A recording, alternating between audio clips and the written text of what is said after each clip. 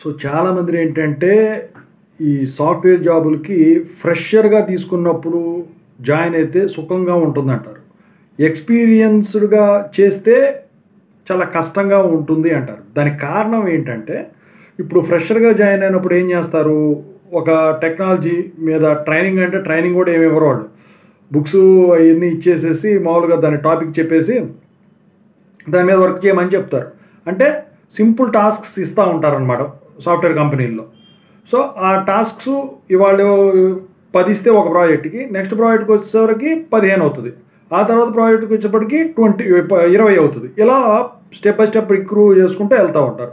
అది ఎక్స్పీరియన్స్డ్ అనుకోండి, ఎక్స్పీరియన్స్ ఉంది కాబట్టి డైరెక్ట్గా ప్రాజెక్ట్ ఇచ్చేస్తారు వాడి మీద ఉన్న నమ్మకంతో.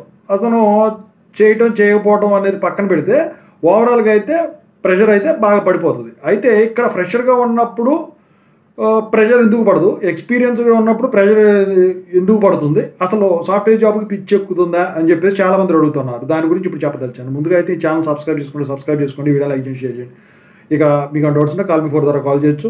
తెలుగు ఇంజనీరింగ్ ఎడ్యుకేషన్ టెలిగ్రామ్ ఛానల్లో జాయిన్ అవ్వండి. అయితే ఫ్రెషర్గా వచ్చినప్పుడు ఇందా చెప్పాను కదా, అలా రోజు ఇక టాస్క్స్ ఇచ్చుకుంటా పోతా ఉంటే ఒక స్టేజ్కి వచ్చేప్పటికి కొంచెం ఎక్స్పీరియన్స్ పెరిగేపటి ఒక ప్రాజెక్ట్ ఇచ్చేస్తారనమాట. అయితే అందులో కూడా పూర్తిగా ఇవ్వరు. ఆ కంపెనీ అలవాట్ల ప్రకారం ఇతనికి ఎంతవరకు ఇవ్వాలో అంతవరకే ఇస్తారు. అయితే కంపెనీ మారిన తర్వాత ఎక్స్పీరియన్స్ మీద అప్పుడు మొదలవుతుంది అసలు రచ్చ.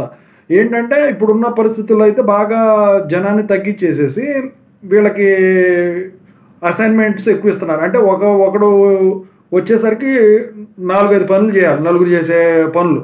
సో అలా ఉంటుంది. సో అట్లాంటప్పుడు ఏంటంటే అప్పుడు ఈ వర్క్ ఏదైతే ఉంటుందో ప్రెషర్ పట్టడం వల్ల పిచ్ అనేది ఎక్కిపోతుంది అనమాట. అది కూడా మీరు కొత్తగా కంపెనీ మారినా లేకపోతే ఎక్స్పీరియన్స్ పెట్టుకొని వెళ్ళినా, ఫ్రెషర్గా ఉన్నప్పుడు రోజు కొద్దిగా అలవాటు చేస్తుంటారు. కాబట్టి ఫర్ ఎగ్జాంపుల్ ఇప్పుడు మనం వేపాకు రోజు తిన్నాం అనుకోండి, ఫస్ట్లో చేదుగా ఉన్నదల్లా తినగా అది తీపిగా మారిపోతుంది, మనకి అలవాటు అయిపోతుంది. అలాగే ఫ్రెషర్గా ఉన్నప్పుడు ఈ స్పూన్ ఫీడింగ్ ద్వారా చేస్తారు కాబట్టి స్టెప్ బై స్టెప్ అలవాటు అయిపోయి దాని ముందు సెట్ అయిపోతారు.